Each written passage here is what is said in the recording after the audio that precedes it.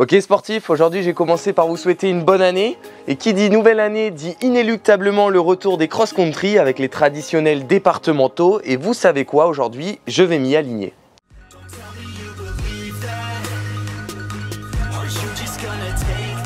Baptiste Cartier, vous avez mis dans le cadre. Lucas qui prend la deuxième place de cette série 2.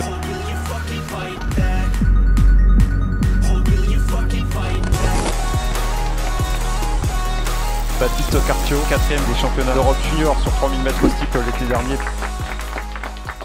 M'aligner aux départementaux, certes, comme je l'ai fait lors de la dernière édition en 2019, dont je vous remets la vidéo juste ici. Une dernière édition où j'étais en catégorie cadet et où j'ai concouru avec le cross-court senior. Et cette année, en tant que junior, je vais devoir m'aligner sur le cross junior.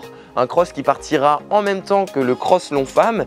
Et honnêtement, cette course, elle risque de manquer un petit peu d'adversité. C'est pour cela que je vais tenter de faire un doublé inédit qui consiste à faire le cross junior de 4600 mètres enchaîné avec le cross long homme de 6300 mètres et tout cela avec une récup de seulement 15 minutes. Et vous savez quoi, je vais vous laisser avec Philippe, mon coach, vous expliquer son point de vue. Donc l'idée c'était vraiment de courir aujourd'hui, de faire des bornes, de faire un premier parcours de cross assez facile avec les juniors, en plus pour être avec l'équipe, parce que c'était sympa d'être avec toute l'équipe, parce que l'ambition c'est d'aller au championnat de France. Donc c'était vraiment de courir à ta main.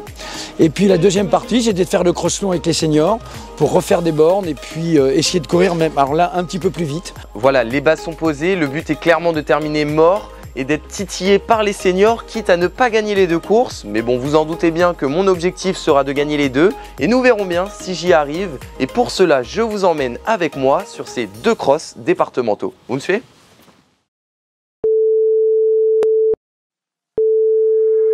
Ah, Sylvie, c'est levé. Tu me croiras pas. Et tout à l'heure, j'ai fait croire à un mec. Il allait gagner au loto. Il m'a cru, c'est quoi, il était content. Ah putain, je te laisse. J'ai un autre mec qui m'appelle là, donc pose déj après. Hein. Bonjour monsieur, je vous écoutais pas, vous pouvez recommencer depuis le début. Bonjour, comment vous appelez? Je m'appelle Baptiste. Et est-ce que je peux t'appeler Harry? Non. Qu'est-ce qui t'arrive Harry? Alors pour synthétiser, en fait j'ai un cross ce week-end et j'aimerais vraiment qu'il fasse beau, qu'il n'y ait pas de pluie, pas de boue, bien sec, comme j'aime. Et voilà, en fait j'aimerais vraiment que vous fassiez en sorte que ça se passe comme ceci. Ah ça c'est tout à fait dans mes cordes Harry. Ça, je suis capable de le faire. Bon, Harry, on va donc tirer des cartes. J'ai mon paquet de cartes qui va prédire l'avenir. Donc, hop, si je tire la première carte, c'est le parcours de cross. Pour l'instant, tout va bien. Hop, seconde carte. Oh, c'est bien ça, Harry. Du soleil.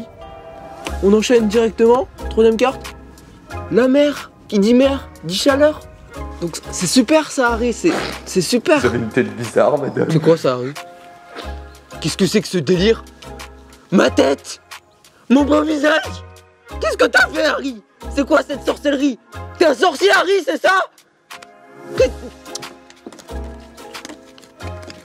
On va retirer les cartes. Tu m'as zaff.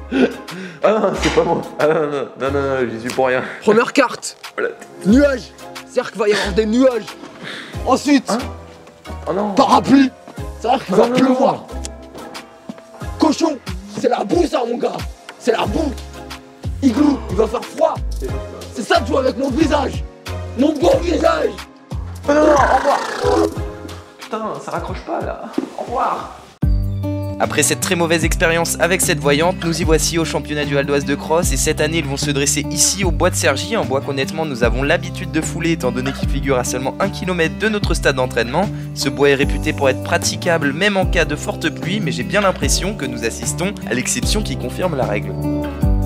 Bon bah voilà, on vient tout juste d'arriver et comme je viens de le signifier, ouais il pleut, ouais c'est la mort, mais bon, c'est ça, hein, c'est ça les conditions de cross, c'est la pluie, c'est les mauvaises conditions et ça va être clairement qui arrivera à le mieux s'en sortir malgré les conditions. Allez, je vous emmène. Il est vrai que l'épreuve de sortir de la voiture n'a pas été simple, mais une fois à l'extérieur, c'est heureux de retrouver tout le monde, certes sous leur parapluie, mais avec le smile quand même. Bonjour monsieur, Tu vas bien? vous êtes mouillé? Ouais, dis-moi, c'est chiant. Allez. Une fois tout le monde de saluer, il est temps d'aller récupérer notre dossard, un dossard que je me fais gentiment délivrer par Florian. Florian qui ce jour-ci nous a été d'une grande aide, assurément il a aidé à filmer cette vidéo étant donné que Lucas courait les régionaux sur 800 mètres exactement au même moment. Ouais, c'est vraiment pas de chance et pour cela, merci à toi Flo. Oh le petit junior. C'est vrai, t'es un petit bébé encore. T'es un petit junior moi. Merci bien. Merci bien. Ah, il y a la garce. Bonjour la garce. Toi qui aimes pas la boue, t'es servi. Ah, j'adore moi. J'ai mis du 15 là. Oh putain. Allez, on est parti pour l'échauffement ou quoi là? Un échauffement qui va faire plaisir parce que là il fait pas chaud. Oh le stipler Corentin.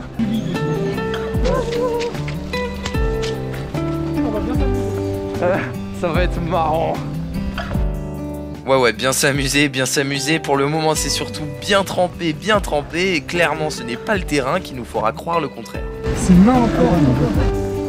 Mais non, c'est la boue, c'est le cross. Malgré ces conditions dantesques, nous poursuivons à 3 sur notre échauffement. Un échauffement que nous effectuons sur les boucles que nous allons effectuer pendant la course. Oh, la côte de la mort.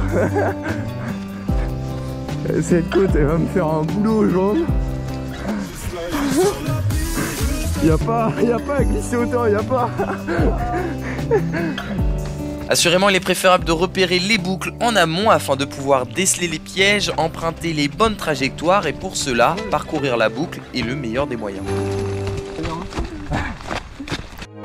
Allez, 20 minutes d'échauffement se sont écoulées, je vais pouvoir me mettre en tenue tandis que mes compatriotes, eux, vont pouvoir prendre le départ du cross-court. Oh. Ah, il a gagné, il est trop fort. Alors il fait froid ou pas là? Un cross-court qui est maintenant terminé et à présent c'est à nous les juniors de prendre le départ pour 4600 mètres. Mon premier départ, en effet il ne faut pas que j'oublie que j'ai une course juste derrière celle-ci avec les seniors. Sur ce départ je retrouve mes copains d'entraînement, soit Théo, Nathan et Louis, tous sous les couleurs de l'EACPA. De quoi essayer d'oublier le fait qu'il pleuve et qu'honnêtement on se les pèle sur la ligne de départ car oui la pluie ne cesse pas de tomber sur ce bois. Une pluie qui rend le terrain de plus en plus gras et c'est là où nous pouvons remercier les pointes qui vont être portées à contribution durant tout le long de la course. Et si vous n'êtes pas équipé ou simplement mal équipé, sachez que mon partenaire The Running Collective répertorie les pointes que j'ai au pied à moins de 40 €. Donc si cela vous intéresse, n'hésitez pas à y jeter un coup d'œil en description. Nous sommes à présent à quelques secondes du départ, là où Théo me demande quelques précisions sur le parcours et honnêtement c'est ça les départementaux de cross, c'est un cross sans pression, tous ensemble et nous sommes à présent sous les ordres du starter.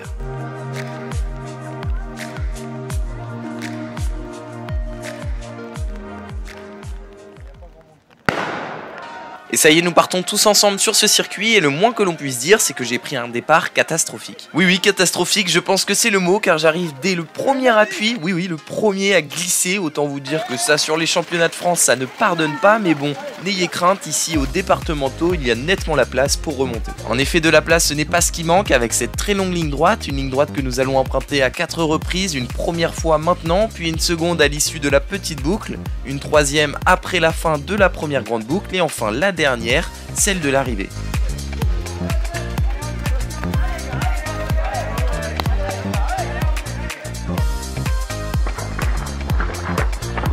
Maintenant que vous connaissez le parcours, je vais vous partager ma stratégie pour cette première course boueuse. Une course boueuse où honnêtement on y en laisse des plumes. C'est pour cela que j'ai décidé pour cette première partie de course de rester au contact avec la tête de course. Bon, il est vrai que là je prends la tête, mais clairement je mène un train pas trop élevé, comme peut en témoigner mon cardio n'excédant pas les 180 pulsations par minute.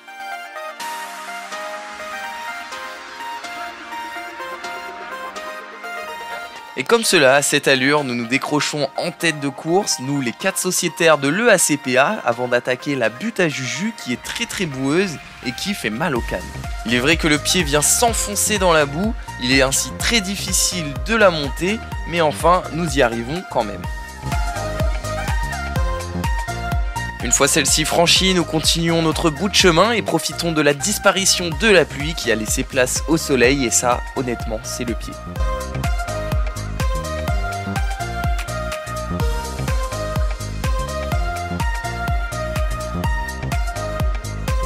Seigneur. Il reste un tour là. Et oui, un tour seulement, nous nous apprêtons à entamer la dernière grande boucle et honnêtement là moi je me sens bien, je ne force pas mais reste tout de même vigilant dans ce secteur boueux. Nous voici ainsi toujours 4 coureurs esselés en tête de course et là clairement je leur dis écoutez les gars faites vos jeux, puis je viens me recaler derrière. En disant cela j'espérais que quelqu'un accélère ou auquel cas je me mettrai à le suivre.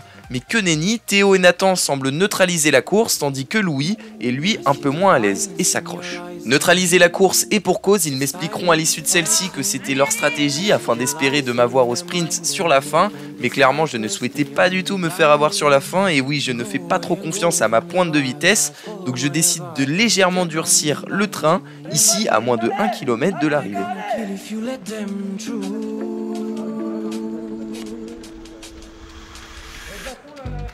Allez Baptiste. Allez Nathan.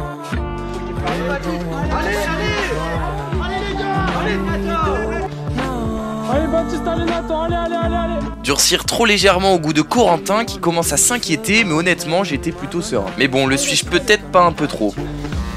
Allez les gars, allez chasser, allez. Quoi qu'il en soit, me voici avec 4 secondes d'avance sur Nathan et Théo, tandis que Louis, lui certes un peu en retrait, poursuit son effort. Et nous nous apprêtons à entamer la dernière ligne droite de la course et Théo semble avoir drastiquement accéléré. Hey, Baptiste, relance Baptiste, relance Baptiste. Mais non, ça va pas. Et il va se faire.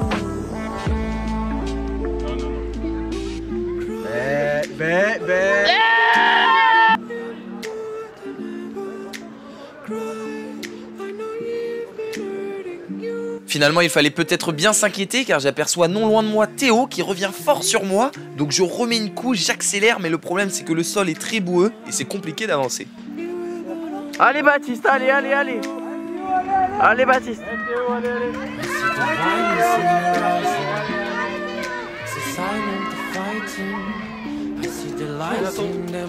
Finalement j'arrive à prendre le dessus mais ce n'est pas sans frayeur, Théo m'a repoussé dans mes retranchements et Corentin ne manque pas l'occasion de me le rappeler. Il a failli se faire sauter.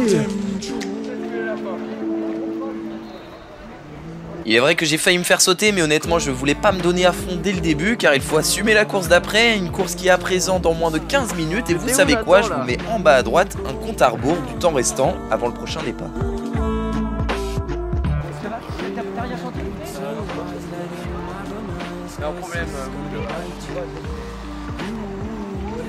Nathan, 3e.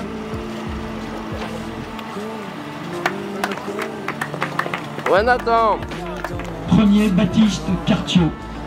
Ouais.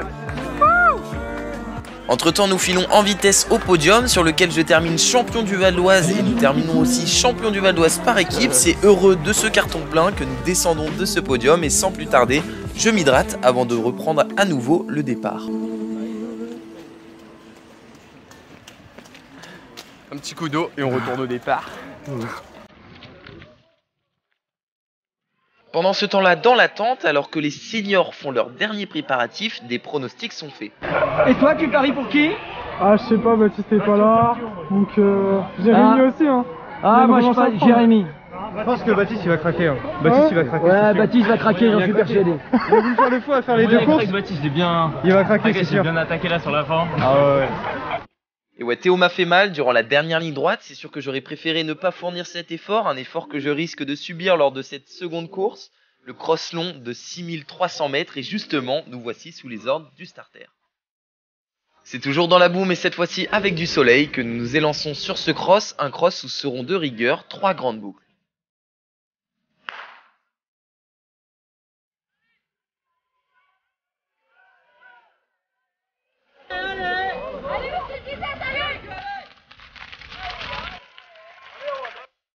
Je prends un départ prudent car là il n'y a pas besoin de partir vite et de plus il y a tout de même 6300 mètres à parcourir. Je teste l'état de mes jambes et honnêtement ça va, là j'étais plutôt bien. Donc comme prévu je mène un bon train assez rapide, ce qui étire le pack. Le pack composé d'une centaine de coureurs et par rapport à eux j'étais certes un petit peu plus fatigué, mais une chose est sûre c'est que j'étais bien chaud et j'avais une connaissance du parcours bien plus importante qu'eux, dû au fait que je l'ai emprunté 15 minutes auparavant. Allez Baptiste, allez. Dans mon sillage, j'emmène Thibaut qui finalement, après la butte à Juju et surtout sa longue partie de plat à l'issue de celle-ci, finit par laisser du terrain.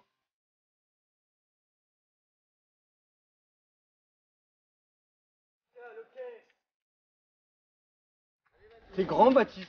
Putain, t'es beau en plus. Oh là là. Cette fois-ci, je ne réagissais pas aux commentaires de Corentin, étant donné que j'étais concentré sur ma course et que je n'étais pas méga serein non plus sur le fait de finir devant. T'aurais pu suivre Allez, on Baptiste, s'accroche. Thibaut.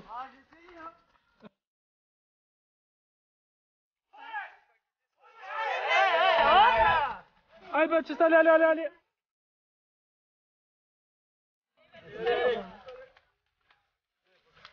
Oui, mais il me semble avoir vu arriver sur le tour, Allez, Baptiste, allez.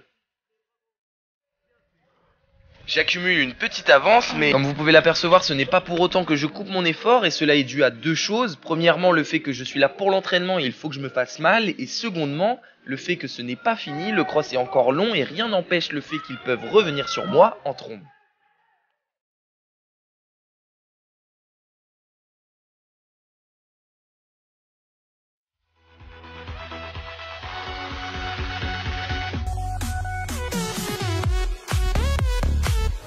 Malgré cette péripétie, je poursuis mon effort, les abdos bien serrés, tout en restant concentré, car il est vrai qu'il ne faut pas manquer de vigilance lorsqu'il s'agit de courir sur la boue. Allez, ça monte, allez. Il faut rester focus et savoir réagir en cas de glissade, d'où l'importance de garder les abdos bien contractés. Allez, Baptiste, allez.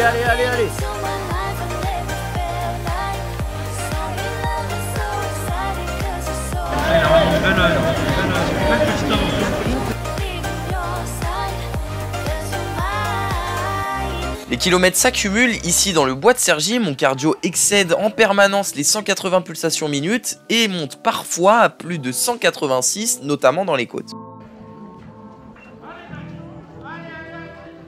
Allez, Baptiste.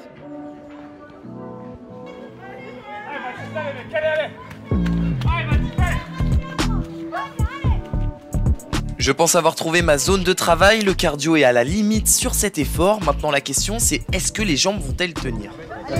Allez Baptiste, allez.